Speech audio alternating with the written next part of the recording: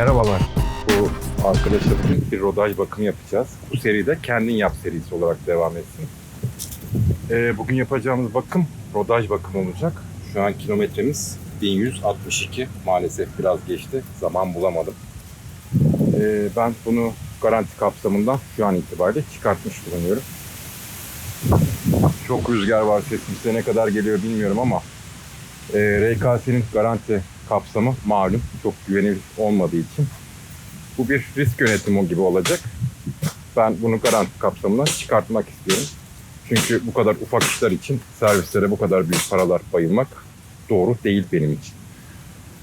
Servislere vereceğim parayla ben bu süreçte benzin koyar gezerim. Ya da herhangi bir sıkıntı olduğunda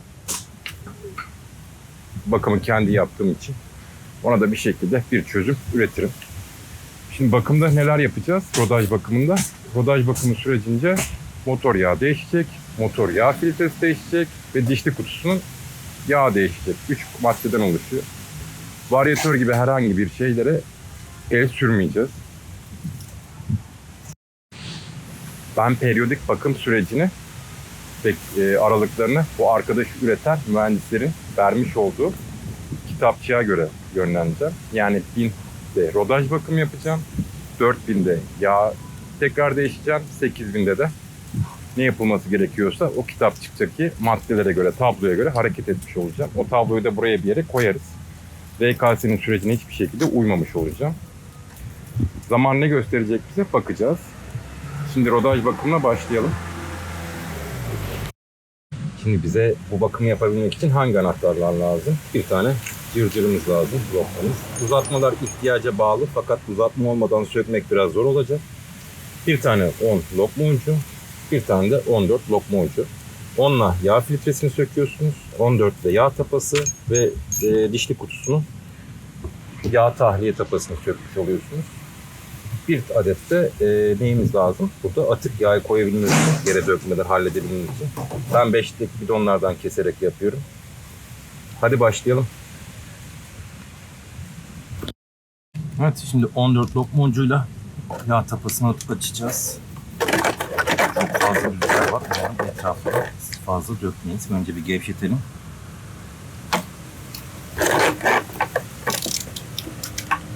Ben şimdi yağ dolu tapasını açmadım. Yani çubuğunu. Çünkü çok fazla tazyikli yağ gelmesini istemiyorum. Bunu açtıktan sonra, ilk yağ basıncını aldıktan sonra orayı da açmış olacağım. Yağ tamamen süzülsün diye.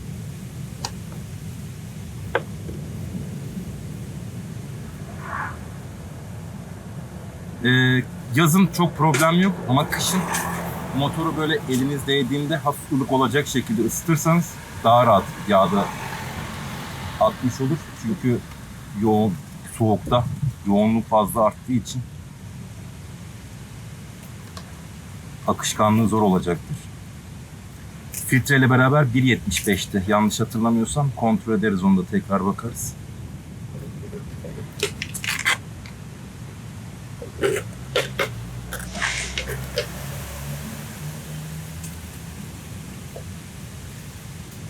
Yağ filtresi biliyorsunuz motorun yanında geliyor.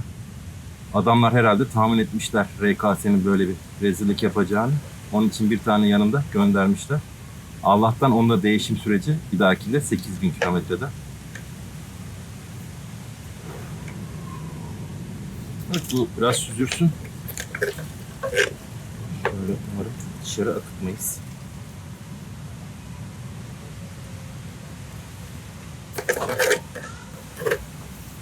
Şöyle yaparsak daha rahat bir şekilde süzülmüş olacak.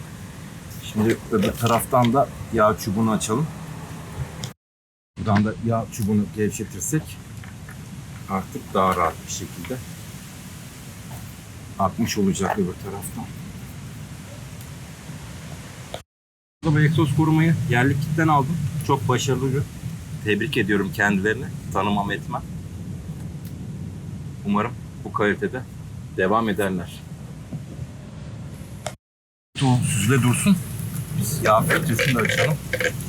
Yağ filtresi için 10 lokma ucu lazım. Çok fazla rüzgar var. Beni ne kadar duyuyorsunuz bilmiyorum bu arada. Bunu önce üçünü gevşetip sonra almanız daha doğru olacak.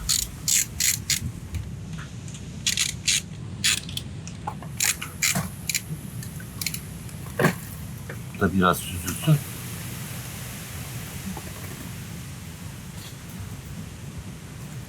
Bu scooter, özellikle scooter bakımları böyle uzay mekiği bakımı ya da uçak bakımı gibi falan değil. Bunlar çok basit işler. Kendinize hobi olarak yapabilirsiniz.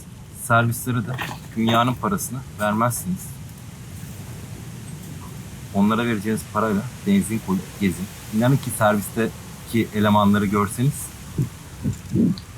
zaten motorunuzu teslim etmezsiniz. Neyse, onu bir şekilde alacağız. Ben bu saplamayla beraber gelecek tahmin ettim. Meğersem değilmiş. Bunu lokmayla alalım. Ki düşürmeyelim. Biraz yeri biçimsiz.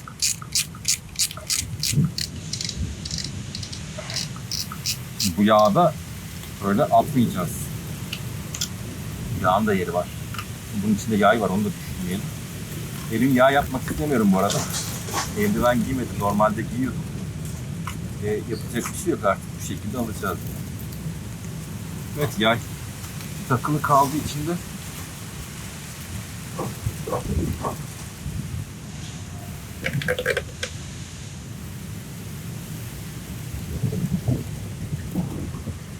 bu motora ilk defa bakım yaptığım için o somunu maalesef yağın içine düşürdük.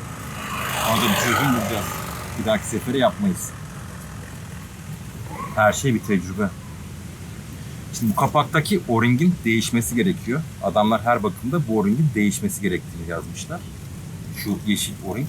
Bunu değiştireceğiz. Zaten gelen yedek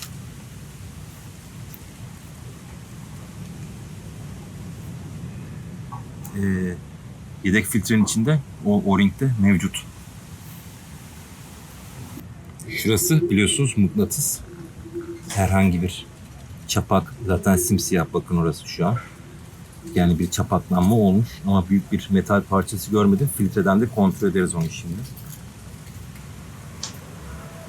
Gördüğünüz gibi orası tamamen metal tozu.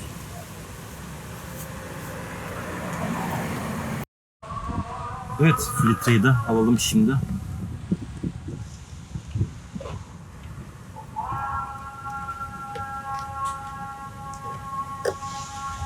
Filtrede çok büyük bir çapak görmüyorum.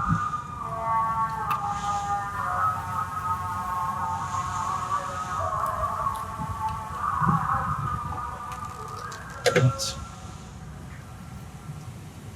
Bu da biraz süzülsün.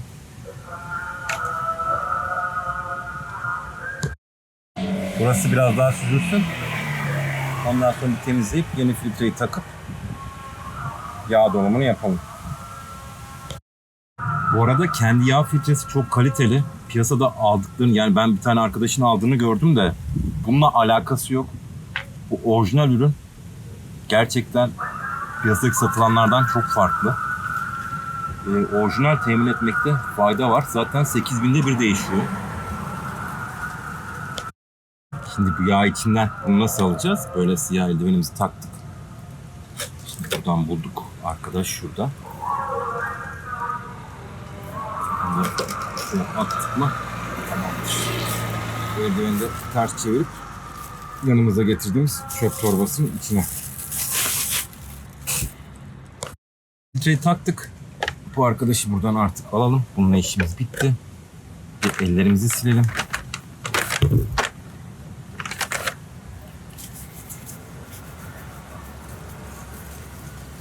İçindeki o-ringi değiştirdik.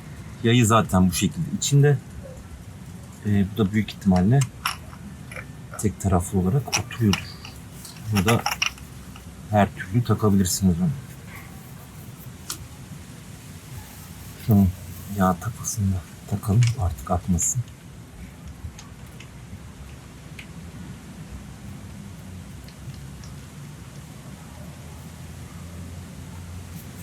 Şimdi daha titiz yapan insanlar vardır tabii ki.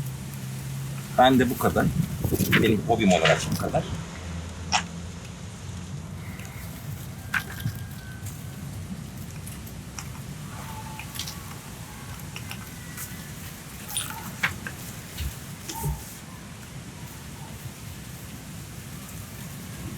Şu lokma uzatması maalesef şart gibi gözüküyor. Çünkü bazı yerlere erişmeniz çok zor.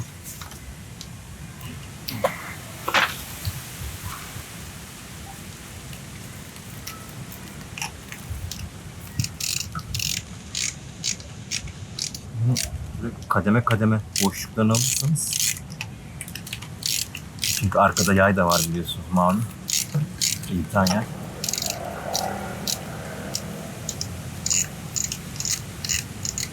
Bu çok kaliteli bir cırcır takımı değil. Ben bunu Trendyol'dan almıştım. Daha kaç sene oldu. Çinçon malı. Ama motosikletlerle ilgili her türlü işini Toros Uç'a hallediyor. Bunlarda güç denemesi yapmayın. Zaten aslında torkla sıkılması lazım ama maalesef yok. Şimdi yağ doldurup çalıştırdıktan sonra motoru iyice ısıttıktan sonra yani bir tur daha bakarız.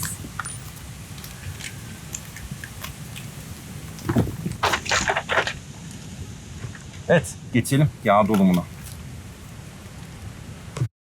Şimdi yağ olarak ben, ya çok rüzgar var biliyor musunuz beni bilmiyorum ama Bravo kullanıyorum. Niçin Bravo kullanıyorum? Benim babamın şirketi değil. Sahte olmadığını bildiğim için Bravo kullanıyorum. Sahte değil. Yoksa bu yağ ben öbür motor bisikletimde kullanıyor muyum? Hayır. Güvenip koyma. Öbür motor bisikletim yetkili servis bakımlı. Bir Honda NC750'm var. Onda servis kendi motorunu koyuyor, kendi yağını koyuyor. Onun garanti kapsamında. Biliyorum ki o yağda, onun koyduğu yağda ben kendime bir muhatap bulabilirim. Bu motor bisiklette servisinde konan bir sahte yağda ben kendime muhatap bulamam. VKS benimle muhatap olmaz. Bravo'nun sahte olmadığını biliyorum. Fregia'da, VKS Fregia'da 17.000 kilometre ben bu yağı kullandım. Bir problem yaşadım mı? Hiçbir problem yaşamadım. Onun için bunu güvenle koyuyorum. Dediğim gibi hiçbir uluslararası sertifikası yok. Hiçbir uluslararası testi yok. Güvenilir bir yağ mı? Tekrar söylüyorum, değil. Sadece sahte olmadığını biliyorum. Benim ofisim Hasanpaşa'da, Kadıköy'de. Biliyorsunuz orası bir motorcu cenneti. Hatırı sayılır firmalarda sahte yağ çıkıyor. Dolayısıyla güvenip koymak istemiyorum. Yağ dolumunda böyle her tarafta bulduğumuz şu pratik aletle gerçekleştirebiliriz. Bu alet çok yağ olmuş bu arada. Ben niçin yere koymuşum bunu bilmiyorum.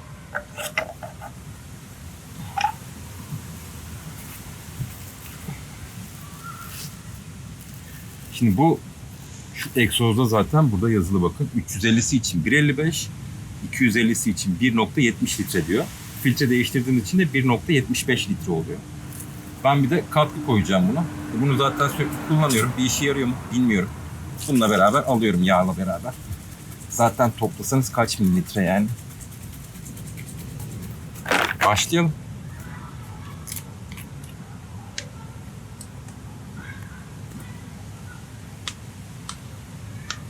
Hani ben bu yağ kullanıyorum diye size alıp bu yağ kullanın demiyorum, sakın yanlış anlaşılmasın.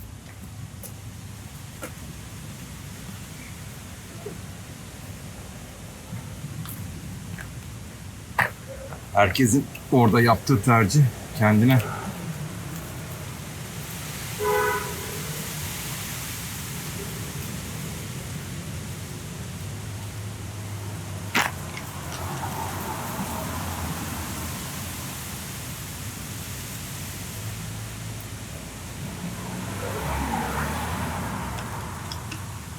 Bilmiyorum, katkı bir işe yarıyor mu? Vallahi bilmiyorum. Büyük ihtimalle bir işe yaramıyordur fazla. Yarıyorsa da etkisi ne kadar onu bilmiyorum. Bu aletleri çok çalkalamak gerekiyormuş. Öyle diyorlardı. Onun için çalkalayıp koyacağız bakalım.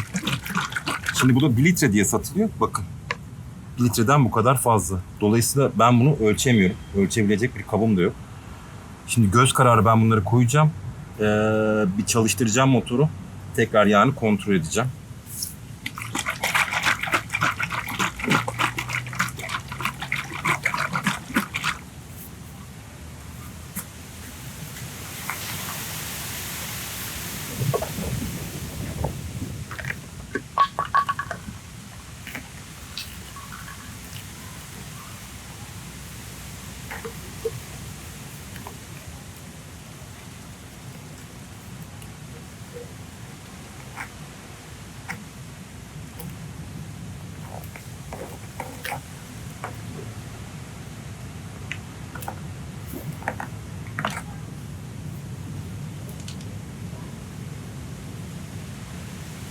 Bunu dökerken biraz sabırlı olmamız lazım. Çünkü bu huni, yani huni değil artık bu işte. Burayı doldurmak için yapılan şeyin haznesi ufak olduğu için bir anda boca ederseniz maalesef taşıyor.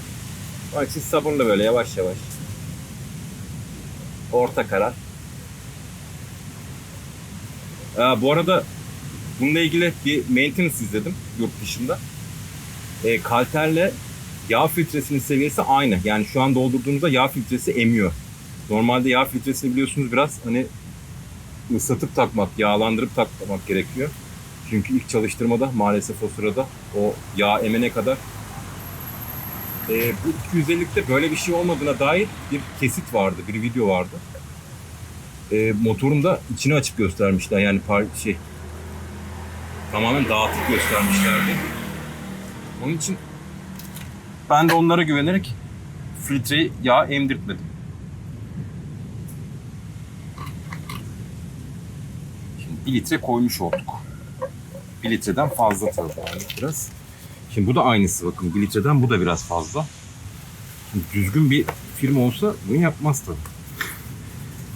Hani bu iyi bir şey değil. Ben ölçemeyeceğim bunu.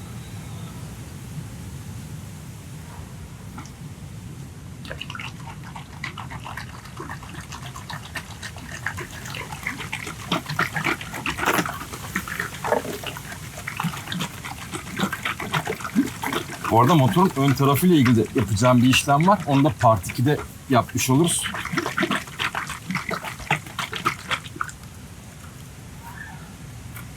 Bir USB şarj takmam lazım benim. Anlatırım onu da. Onu da ayrı bir video yapmış oluruz. Şimdi bugün vaktim kalırsa kafa tarafında sökmek istiyorum motoru.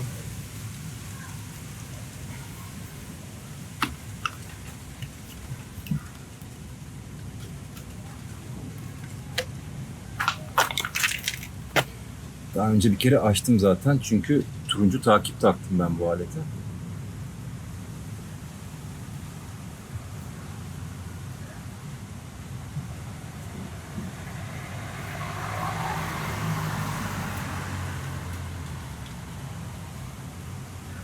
Bunu kontrol edelim ki fazla yağ da koymayalım motora.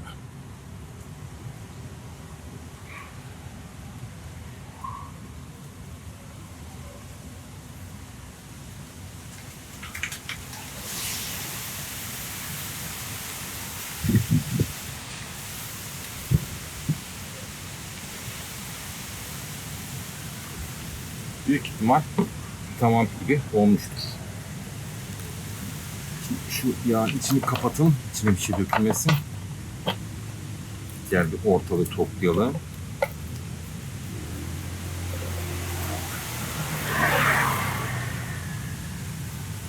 Normalde ben bu bakımları otoparkta yapıyorum. Dolayısıyla böyle rüzgar derdinde fazla olmuyor.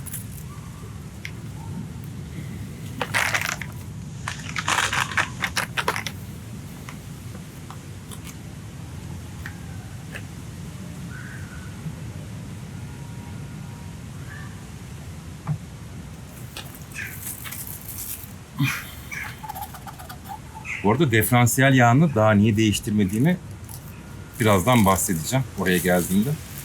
Onun için biraz motorun ısınması gerekecek.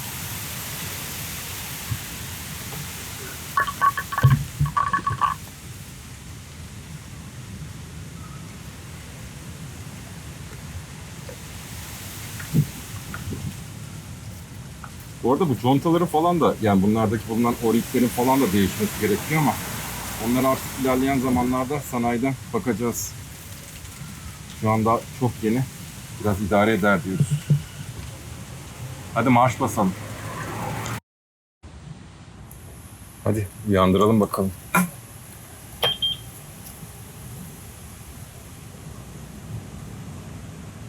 Bir de bunun servis anahtar, şu yazıyı silmemiz gerekecek. Amblemin, pardon, yazıyı diyorum. Evet. Biraz çalışsın. Şimdi bunu niye ben böyle yaptım? Hem yağın seviyesini kontrol etmek için, motorda biraz dolaşsın. İkincisi diferansiyel, yani dişli kutusundaki yağ maalesef kalın yağ, 80-90. Biraz ısınıp akışkanlığının daha fazla olması için yaptım. Çünkü o taraf şu an buz gibi. Bloğun ısınmasıyla beraber orası da bloğa bağlı olduğu için yani teker döndürmeseniz bile orası da ciddi şekilde ısınacaktır. Şimdi bu şeyi nasıl siliyoruz ben bilmiyorum. Onu deneyeceğiz bakalım. Deneye bulacağız. Herhalde set tuşunu buradan değil. Bu arada ben hep Simple'da kullanıyorum. Hoşuma bu gidiyor. Set tuşuna çok uzun basınca galiba siliyor denmişti. Evet sildi bakımı. Bu kadarmış. Bu alette benim için 2 tane eksik var. Bir tanesi dış ısı göstergesi yok ki benim takıntılı olduğum bir konudur. Bu kadar bilgi verip de dış ısı göstergesi koymamak çok enteresan. Onun için şuraya bir tane dış ısı göstergesi aldım. Akü ile beraber gösteriyor. Akü burada var ama sadece dış ısı bulamadım. Buraya da bir tane güçlü hızlı USB şarjı aldım. Niçin derseniz bu arkadaş, buradaki arkadaş çok yavaş şarj ediyor. Hızlı şarj değil. Ben telefonu sürekli burada kullanıyorum ve buradan bu kapaktan kablo dolaştırmak istemiyorum bu gözden oraya. Onun için burayı deleceğim. İçeriden röle ile beraber bir bağlantı yapacağım. Onunla ilgili de bir video çekmiş oluruz. Buradaki de ben elektronik sigara kullanıyorum ya da kamera pillerimi falan şarj ediyorum. Buradan da sürekli kamerayı da şarj edebiliyorum benim için. Öyle bir avantaj oluyor. Onun için bu gözdekiler benim için pek bir işime yaramıyor. Peki motor biraz ısınsın. Sonra bir yağ kontrolü yapalım. Sıktığımız cıvataların bir sıklığına tekrar bakalım ısındıktan sonra. Ve diferansiyel yağını değiştirelim. Evet, yeterince ısındı motor. Şu an stop ediyorum. Kapatıyorum. Hemen yağ kontrolü yapmayın. Diferansiyeli değiştirelim. Sonra kontrol edelim. Çünkü biraz süzülmesi gerekiyor yağ. Evet, diferansiyel yağ boşaltımında sıkıntı yok. Fakat şurada zaten bakın somunu.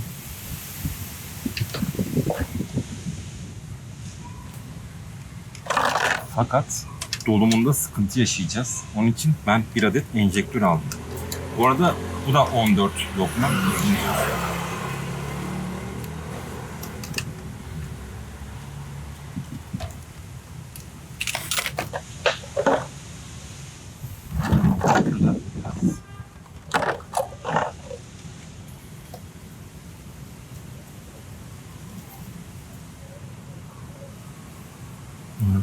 Batmadan, eldiven takmadım.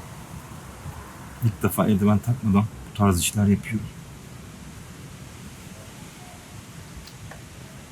Evet, bu da dişli yağımız.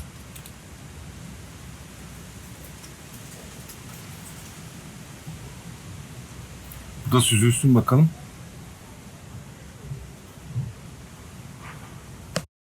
Şu yukarıdaki dolum tapasını da açarsanız daha rahat akacaktır. Hava aldığı için. Bu da 0,20 mililitre olduğu yazılıydı kataloğunda. Onu da o şekilde doldururuz. Dolum için bu şekilde eczanelerde mama enjektörleri satılıyor. Bunlar 60 cc'lik.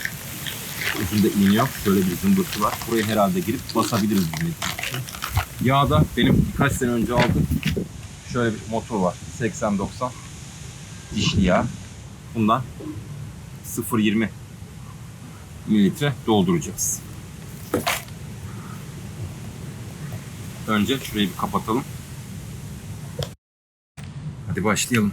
Şimdi şu alttaki civatanın ucunda şu bakır pul var. Bunu koymayı unutmayın.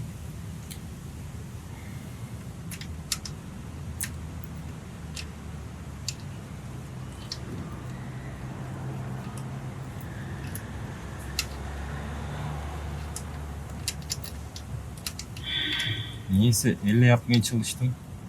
Fakat yağlı olduğu için tutamıyorum. Onun için lokmayla yapsak daha sağlıklı olacak bir iş. Yeri biraz biçimsiz bir yerde. Yo değilmiş ya. Yeri gayet düzgünmüş. Eğilip bakmadık hiç. El yordamıyla yapmaya çalıştığımız için. Yeri gayet düzgün.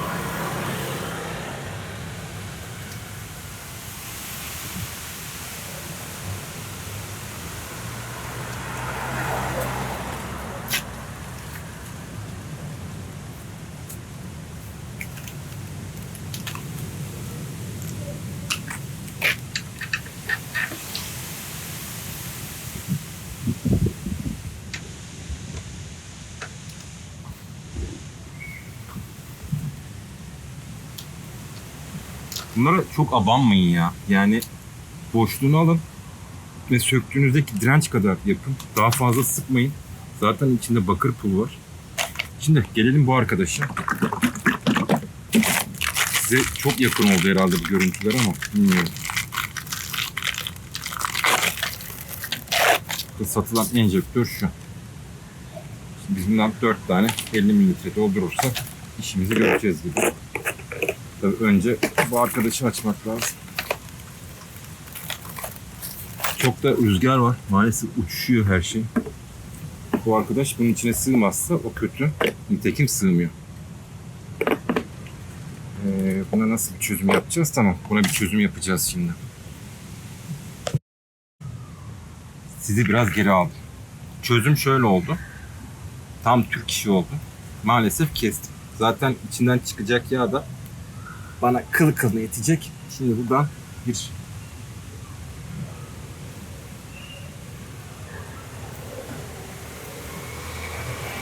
50 cc alalım. 50 mililitreymiş pardon. Bakın bunun orada ölçüsü mililitre. Daha iyi oldu. Gidelim bakalım. Güzel. Tam çok rahat bir şekilde halledebiliyoruz bunu. Burada çöplerin uçmasa iyi olacak.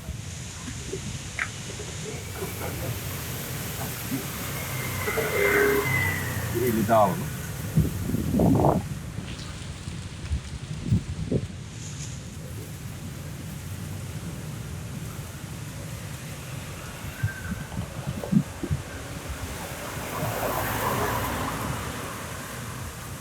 Bu enjektörle çok rahat oluyor. Aklınızda olsun. Besin enjektörü diye satılıyor bu. Normal iğneli enjektör değil yani. Bu üçüncü. Son bir sefer daha yaparsak bitmiş olacakmış. Zaten yağında gibi kaldı.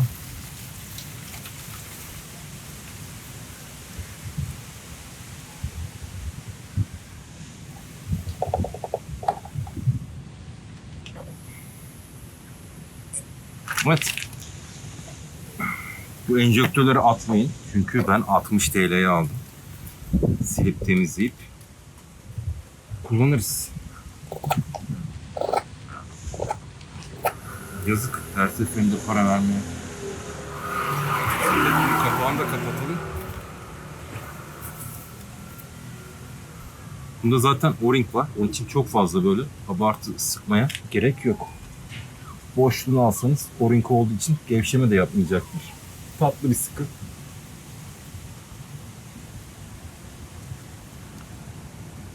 Bu arada yarın enerjim olursa bu arkadaşla bir Ayvalık'a gidip gelmeyi planlıyorum. Aynı gün içinde. 800 kilometre. Tabii enerjim olursa diyorum tekrar. Çünkü hava da inanılmaz sıcak. O bölge çok da ekstrem oluyor maalesef. Evet. Dişli yani şanzıman yağı da bitmiş oldu. Yağ kontrolümüzü de yapalım bakalım. Bu arada kuru bu şey yapmayın. Islak kolonyalı mendil değil yani. Ya, öyleydi de kurudu.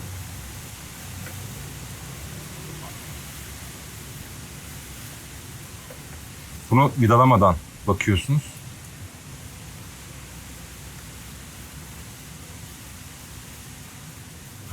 Ya anlayamadım ya. Bir daha bakıyorum. No, iyi evet gayet güzel yerde. Bir daha kontrol edelim. Ya çok temiz olunca. Evet tam ayarında olmuş. Prensip olarak her 1000 kilometrede bir yağ kontrolü yapıyorum. Bu arada şu arkadaşı anlatayım size. Tekirdağ'a giderken maalesef emniyet şeridinde koca bir demir parça vardı. Ne sağa kaçabildim ne sola kaçabildim. Ön tekerlek üstünden geçtikten sonra konu döndürdü ve buraya çarptı. Şu arkada şase demiri var. Burayı parçaladı. Buranın siparişini verdim. Bu Maşbiyel olarak geçiyormuş. Şöyle bir parça şuraya kadar. Şuradan şöyle. Fakat değiştirmesi çok eziyetli. Yani motoru bayağı sökmem gerekiyor grenajlarını. Dora Doruk'tan sipariş verdim. Getirdiler sağ olsun, ben gidip alamadım ama. Bu hafta içi gidip alacağım. Elimde duracak. Şu an değiştirmeyeceğim. Kimseye bir zararı yok. Bu şekilde kalsın. Nazarlık diyelim. Yalnız motorun altında şuralarda güzel korumalar var. Oralarda hakikaten bir şey olmamış. Yani ben bir yerini parçaladık diye öyle böyle bir ses gelmemişti. Korktum. Hani inip burayı gördükten sonra alt tarafa da komple baktım, inceledim. Alt tarafta hiçbir şey yok. Hani sıyırmış geçmiş öyle. Şuradaki korumaları falan. Başka motor olsaydı, altı bu kadar kapalı değil başka motorların. Bakın bunun altı buraya kadar kapalı. Başka motor olsaydı büyük ihtimalle yani bir yeri parçalamıştık. Ve yolda kalırdım ben. Motor güzel arkadaşlar. Değerini bilin. Gerçekten. Dostlar, bu motordan çıkan yağlar, atık yağlar, bunları atmayın. Yani çöpe atmayın. Rögarlara dökmeyin. İnanılmaz şekilde etrafı kirletiyor. Biz görmeyiz ama torunlarımız için çok kötü bir gelecek bırakırız. Bunları böyle pet şişeye koyun hemen. Şak diye.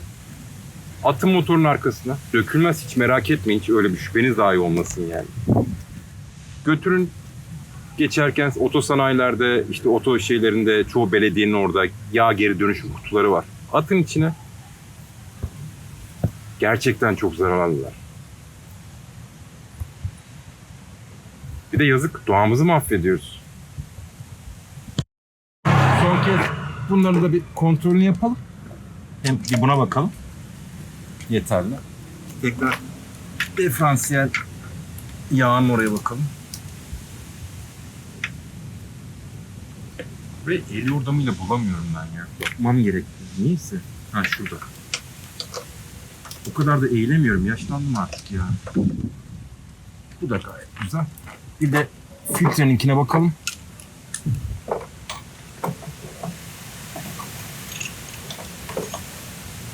Filtre biliyorsunuz 10'luk.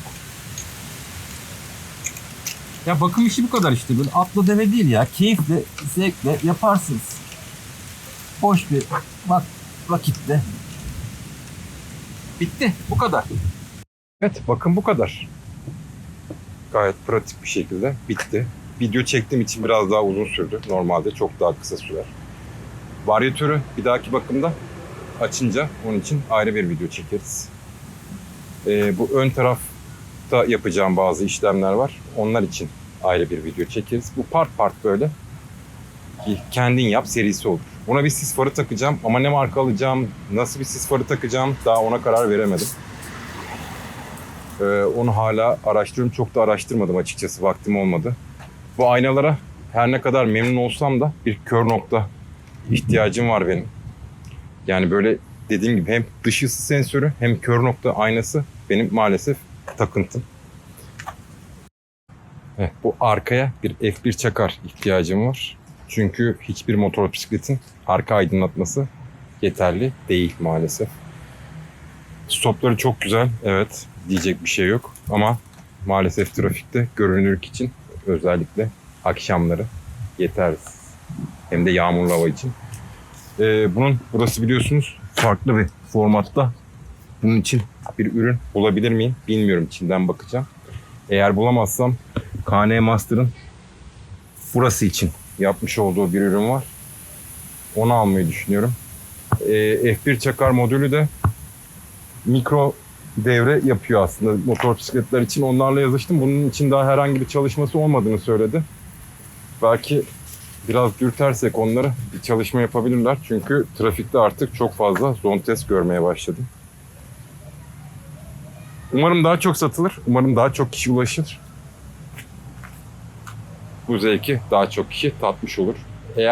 Bu arada benim yaptığım bakım bu kadar. Yani bunun dışında benden çok daha iyi yapanlar vardır. Ben iyi bakım yapıyorum diye iddia etmiyorum. Herhangi bir kusurumuz olduysa affola. Bir dahaki bölümlerde Kendin Yap serisinin bir dahaki bölümlerinde görüşmek üzere dilerim. Herkese kazasız belasız sürüşler. Görüşmek üzere.